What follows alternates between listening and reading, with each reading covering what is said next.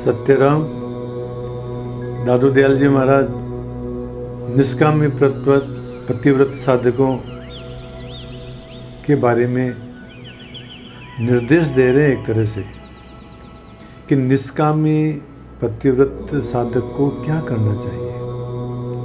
इसी बात को बताते हुए दादू जी महाराज कहते हैं, दूजा नैन न देखिए श्रवणहु सुने न जाए, जिब्यान न बोलिए अंगन और सुहाए। जो निष्काम पतिव्रत साधक होते हैं उनके लिए दादू जी महाराज कहते हैं कि दूजा नैन न देखिए, इन नैनों के माध्यम से केवल परमात्मा का ही दर्शन करना चाहिए और जो माया और माया के जो कार्य हैं उनको नेत्रों के द्वारा नहीं देखना चाहिए, केवल परमेश्वर को ही सत्य करके देखना चाहिए। इस साखी के अंदर 4-5 बात बता रहे हैं। जिस प्रकार से चकोर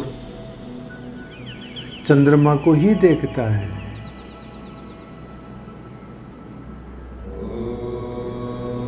दूजा नैन न देखिए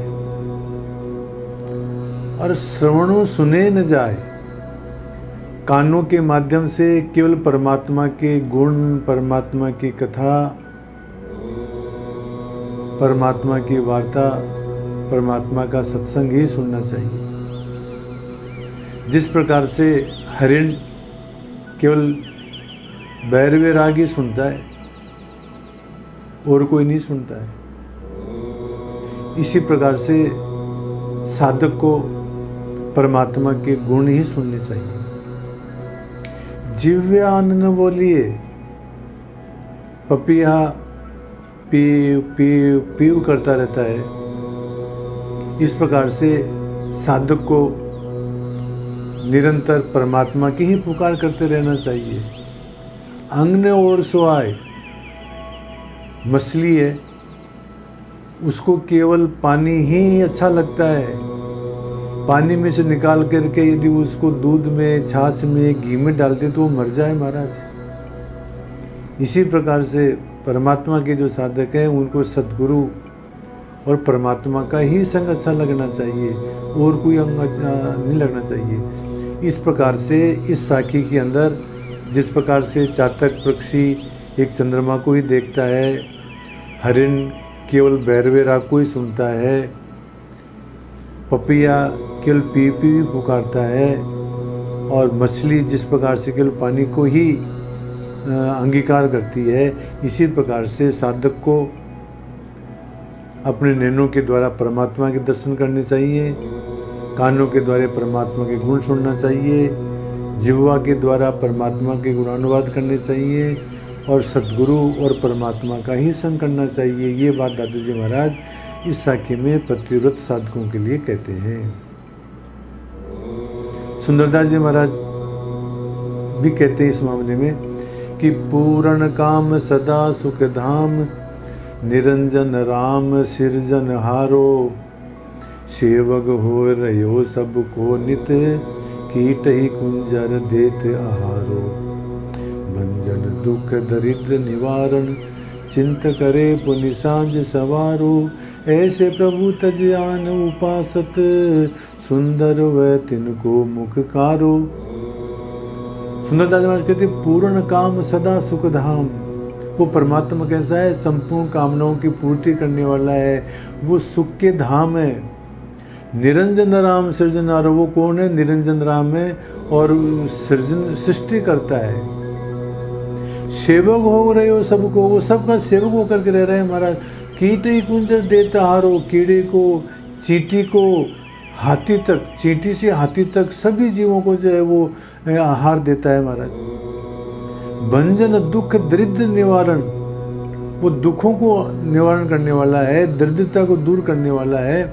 चिंत करे पुनि सांझ संवारो, वो सुबह और सांझ अपने सेवकों की, अपने साधकों की, अपने जीवों की चिंता करता है महाराज। ऐसे प्रभु तजान उपासत, इस प्रकार के प्रभु को छोड़ करके जो और दूसरे को उपासना करता है तो सुंदर व तिनको मुख करो, तो उनका मुख काला है महाराज। कहने का तात्पर्य यह है कि एकमात्र परमात्मा का ही भजन करना चाहिए। और कहते हैं दादू जी महाराज, चरणों अंतन जाइए सब उल्टा माही समाए, उल्टा पुल्टा आप में दादू रहुल्यू लाए। इन चरणों के माध्यम से केवल सत्संग के लिए जाना हो तो जाए, और किसी काम के लिए न जावे, और किसी माइक प्रपंच के चक्कर के लिए इधर से उधर न भटके। सब उल्टा माए समाए, उल्टा अपने अंदर ही जो है वृत्ति लगानी है, उल्टा पुल्टा आप में इन वृत्तियों को अपने अंदर ही लगाना है। दादू रो लो लाए, उसे परमात्मा से ही अपनी लो लगाई रखनी चाहिए। एक महाराज हरिल पक्षी होता है तो वो केवल लकड़ी के ऊपर ही बैठता है। कोई भी लकड़ी की चीज़ होगी, तख्ती वगैरह होगी, लकड़ी होगी, उसी पर बैठेगा, और सोना चांदी पत्थर उस पर नहीं बैठेगा। जिस प्रकार से हरिल पक्षी का नियम है, इसी प्रकार से साधक का नियम होना चाहिए कि केवल परमात्मा के सत्संग के अंदर, परमात्मा की प्राप्ति के लिए गुरुदेव के पास ही जाना हो तो जावे, अन्यथा कहीं भी नहीं जावे महाराज। क्या होता है इससे? तो दादू जी महाराज इस बारे में कहते हैं कि दूजे अंतर होत है जनाने मन माय, ताले मन को राखिए जैक दूजा नाय। यदि हम दूसरे का चिंतन करेंगे तो अंतराय पड़ जाता है परमात्मा से, परमात्मा को भूल जाते हैं उस समय हम। तो दूजे अंतर होते, दूसरे का चिंतन होते ही परमात्मा से अंतराय हो जाता है, परमात्मा से दूरी हो जाती है। जन आने मन में, इसलिए दूसरे का चिंतन नहीं करना चाहिए। ताहले मन को राखिए, हमारे मन को वहीं रखना चाहिए जह को दूजा न है, जहाँ को दूजा न हो महाराज। कहने का तात्पर्य है एकमात्र परमात्मा का ही चिंतन करते रहना चाहिए। दूसरे का चिंतन करते ही तो हमारा मन हट जाएगा।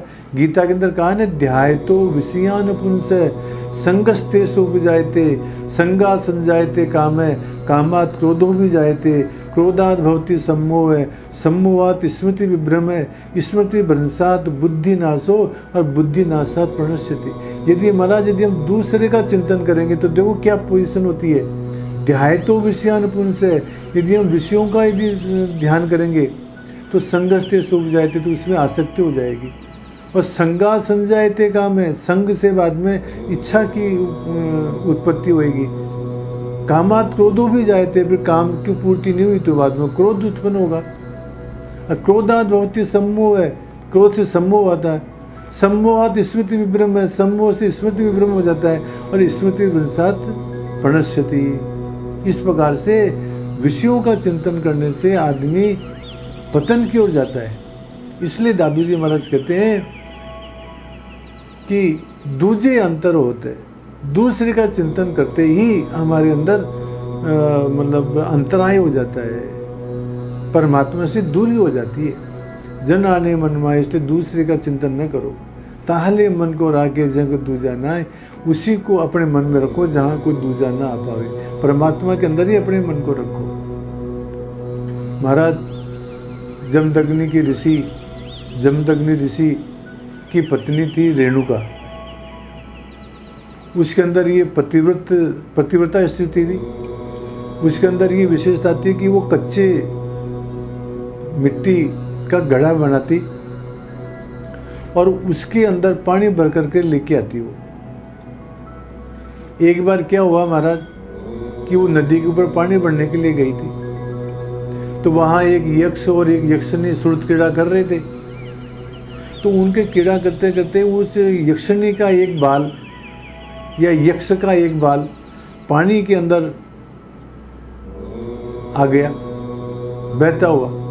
वो बाल सुनहरा था और रेणुका वो पानी भर रही थी। उसने उसको बाल को देख करके और सराहना की, अरे वाह कितना सुंदर बाल है, और जिसका ये बाल है वो कितना सुंदर हो सकता है। केवल उसके मन के अंदर इतनी सी कल्पना हुई कि मतलब बाल कितना सुंदर है और जिसका ये बाल है वो कितना सुंदर हो सकता है। महाराज इतनी कल्पना मात्र से ही उसकी वो जो पतिव्रता के अंदर जो शक्ति थी ना, कच्चे घड़े के अंदर वो जो पानी भर के लेकर आया करती थी, वो शक्ति उसकी खत्म हो गई महाराज। और जब जमदग्नि को इस बात का मालूम पड़ा कि रेणुका ने दूसरे का चिंतन किया है, तो उसने जो है अपने पुत्र परशुराम को आज्ञा दी कि तुम जो है मेरी आज्ञा मानो और अपनी माता का सिर काट दो। परशुराम जी ने पिता की आज्ञा मान करके और अपनी माता का सिर काट दिया महाराज। पिता बहुत प्रसन्न हुए और फिर पूछा, बोल तुझे क्या चाहिए?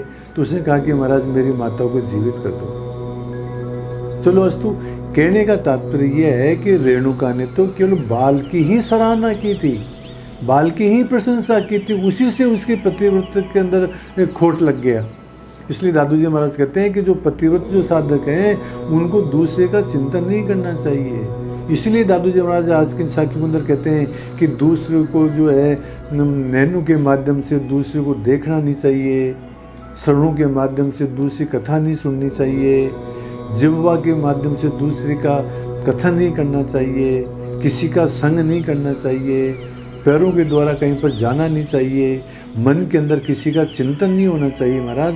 ये सारे के सारे जो लक्षण हैं ये पतिव्रत साधकों के हैं। इसलिए दादू जी महाराज कहते हैं कि जो पतिव्रत जो साधक हैं उनको जो है नैनों के माध्यम से परमात्मा का दर्शन करना चाहिए, श्रवणों के माध्यम से परमात्मा की कथा सुननी चाहिए, जिह्वा के माध्यम से परमात्मा के गुणगान करना चाहिए, अंग के माध्यम से सद्गुरु और परमात्मा का ही संग करना चाहिए, चरणों के माध्यम से सत्संग के अंदर ही जाना चाहिए, गुरुदेव के पास जाना चाहिए, और मन के अंदर संकल्प विकल्प परमात्मा का ही होना चाहिए महाराज।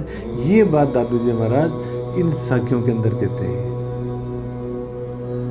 और ये सब लक्षण जिसके अंदर होंगे वो पतिव्रत साधक कहलाएगा महाराज। ये बात कहते हैं दादू जी महाराज। सत्य।